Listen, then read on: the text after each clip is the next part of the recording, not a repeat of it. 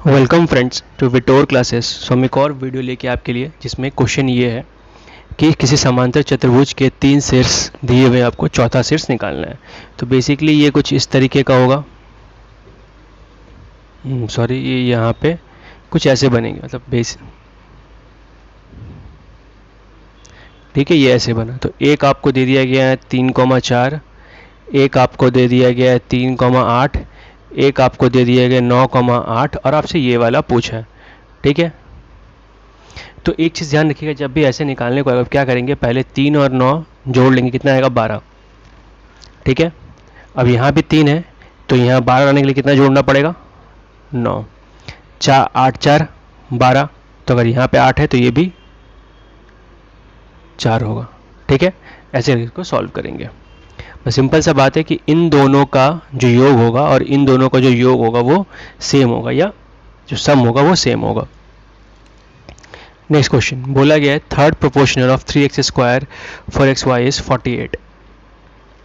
तो third proportion मतलब क्या हो गया, अगर मान लीजिए अगर कभी भी कोई कंफ्यूजन हो किसी को कि किस तरीके से करते हैं, थर्ड प्रोपोर्शन होता है बेसिकली बीच वाले का स्क्वायर डिवाइड बाय थर्ड का, ठीक है। तो जैसे मान लीजिए अगर ए बी सी आपका तीनों प्रोपोर्शनल है, तो इसमें क्या करेंगे हम लोग, जो थर्ड वाला होगा वो किसी A by B equal to B by C, तो सी इक्वल टू क्या लिख सकते हैं, बी स्क्वायर बाई ए। हमारा बीच वाला कितना है 4xy, तो 4xy का whole square divide by 3x square equal to 48, ठीक है। तो इसको खोलेंगे तो आएगा 16x square y square divide by 3x square equal to 48। तो एक्स स्क्वायर कट गया, 16 से ये कटा 3 टाइम में, ये 3 गया ऊपर 9, तो y कितना आ गया आपका 3, ठीक है।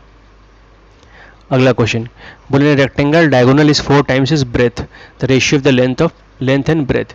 तो देखिए हम लोग क्या जानते हैं कि in rectangle diagonal is 4 times is breadth, मतलब क्या हो गया कि किसी भी रेक्टेंगल का या आयत का डायगोनल कितना होता है, x square plus y square, अगर एक्स लेंथ है वाई ब्रेथ है तो, ठीक है। ये किसके इक्वल बोला है, ब्रेथ के 4 गुना के बराबर, तो 4 इंटू वाई लिख सकते हैं।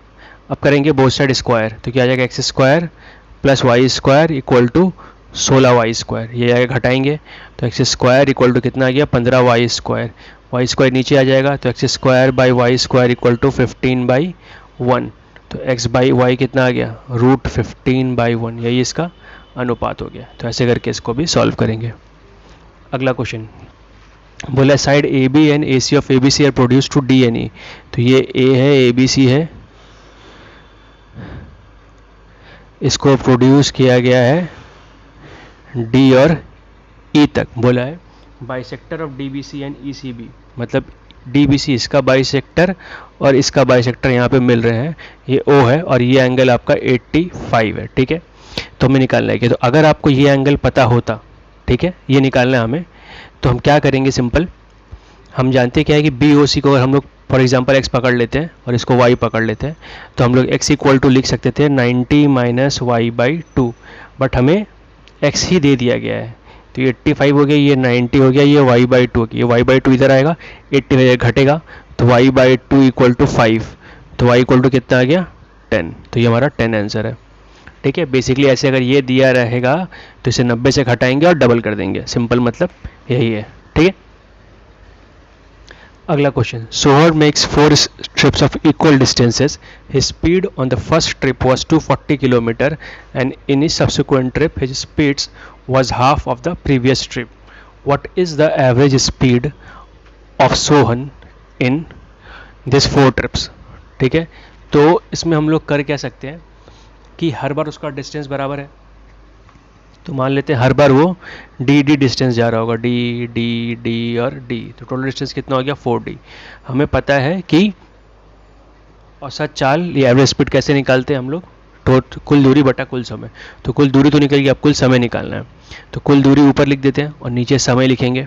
तो पहला हमें समय कितना होगा d बाई 240, दूसरा में समय कितना होगा d बाई 120, तीसरा में समय कितना होगा d बाई 60, फिर d बाई 30, ठीक है, ये भी d बाई, तो ऊपर आप 4d छोड़ दें ऐसे, नीचे का एलसीएम लीजिएगा तो आएगा 240, तो 240 से गया डी बार में, ये 2D, ये 4D और ये 8D, ये ऊपर चला गया।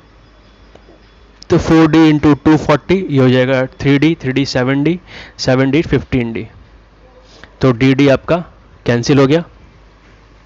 अब इसे हम लोग काट सकते हैं, तो इसे आप 3 से काटे, 5 बार में 3 से काटे, 80 बार में 5 से कटा, 16 बार में कितना आ गया 64, तो 64 हमारा आंसर हो गया ऐसे क्वेश्चन का। नेक्स्ट क्वेश्चन बोले in a triangle P Q R L M N are 2 points on the side P Q N Q P R. तो ये बनाएंगे पहले ट्राइंगल हम लोग पी क्यू आर, इसमें दे दिया गया आपको एल और एम, ठीक है। बोले such is L M is parallel to this, तो बोला पी एल जो आपका 4 है, एल क्यू जो आपका 6 है, पी एम आपका 6 है, एम आर निकालना है। तो कुछ नहीं, 4, अगर ये 4 और 6 है तो ये अगर रेशियो देखेंगे तो ये 2 और 3 हो गया, तो यहाँ पे 2 बराबर कितना है 6, तो 3 बराबर 9, ठीक है। ऐसे करके इसे हम लोग सॉल्व कर सकते हैं। तो सिंपल से सवाल नहीं समझ में आएगा तो 4/6 इक्वल टू 6/x करिएगा, आप यहाँ से भी निकाल सकते हैं, ठीक है। सो इस वीडियोस में इतने ही क्वेश्चंस हैं। सो अच्छा लगा वो वीडियो तो please like, comment, share and subscribe. देखने के लिए thank you and all the best for your exams friends.